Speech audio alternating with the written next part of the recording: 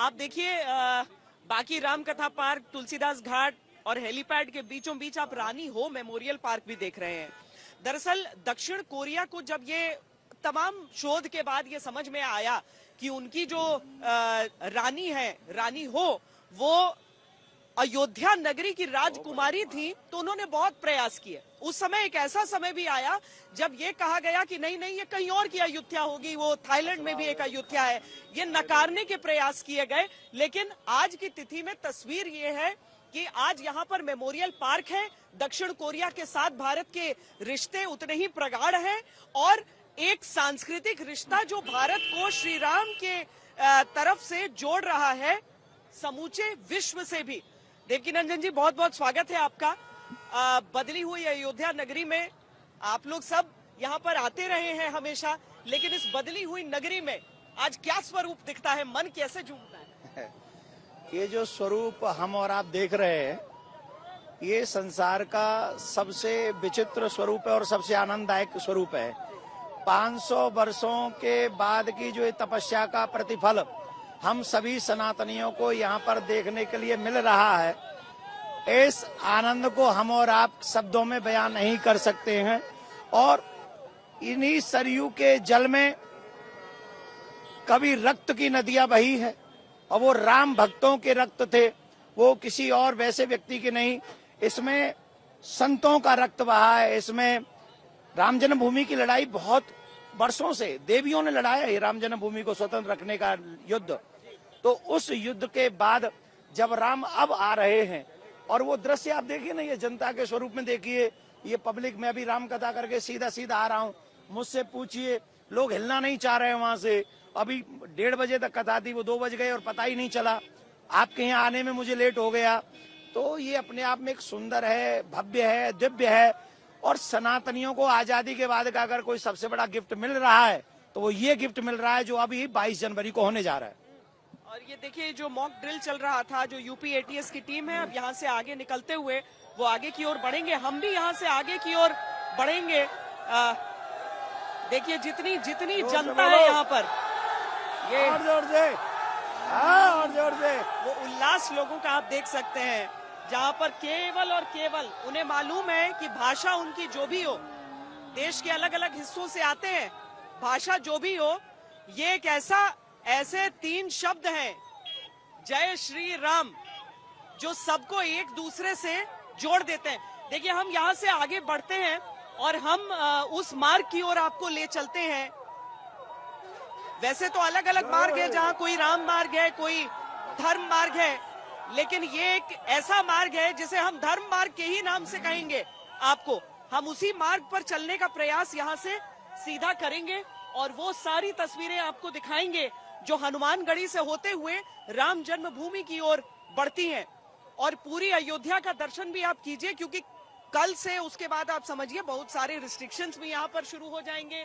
ये जितने आम लोग आपको अभी जाते दिख रहे हैं, उन पर भी अभी बहुत कड़ाई और प्रतिबंध कुछ दिनों के लिए पाबंदियां यहाँ पर होने वाली हैं।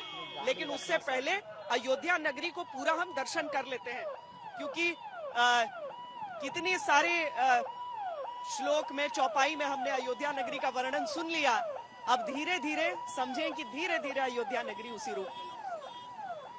जिस मार्ग पे हम चल रहे हैं, ये श्री राम जन्मभूमि का मार्ग है। आपने कहा राम मार्ग है, मैं कहता हूँ वाल्मीकि जी के शब्दों में रामो विग्रहवान धर्म।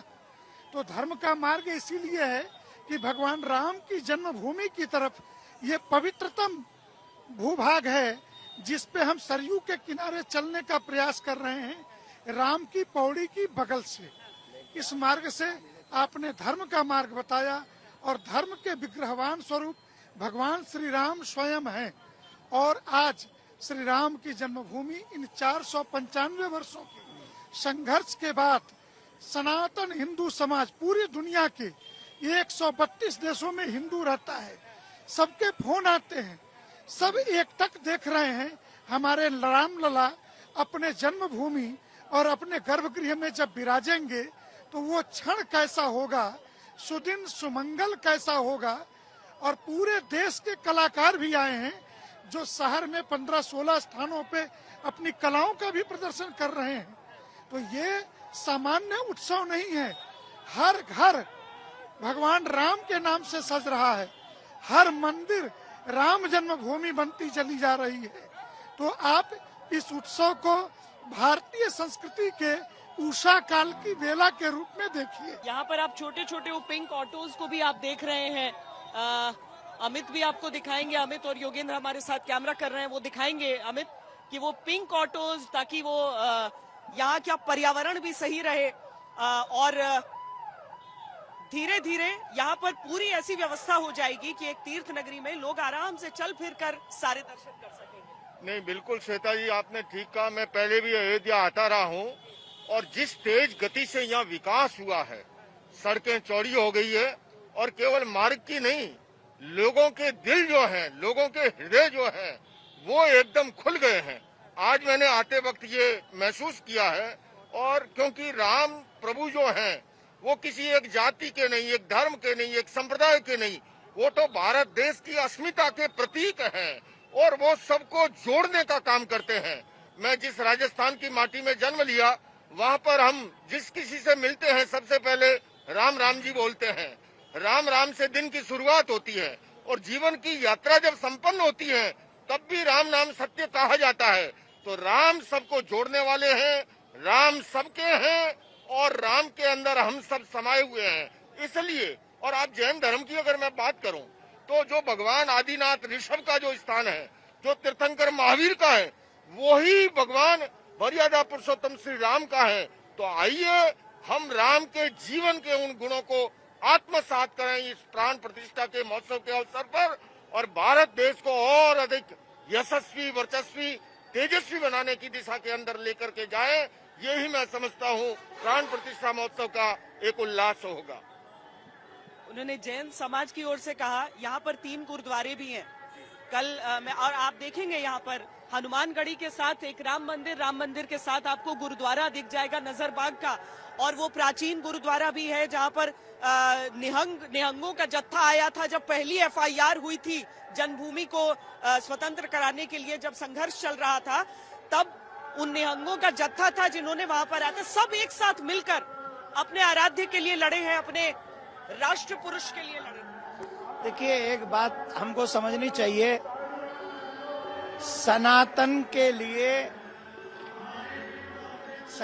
लिए हमारे सिख भाइयों ने जो बलिदान दिया है ना, ये शब्दों में वर्णन किया नहीं जा सकता। सिख हुए, जैन हुए, बुद्ध हुए, ये सब सनातनी है और ये सब राम को मानने वाले हैं। राम के प्रति इनका एक से एक बलिदान है हमारे साथ में।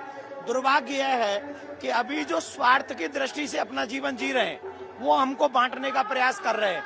ये अकेले जैन मुनि है जिन्होंने लंका में जाके आग लगा दी थी, सनातन के हनुमान बने थे वहां जाके, और सबसे पहले फोन मैंने किया था इनको, इसलिए क्योंकि हम सब सनातनी हैं।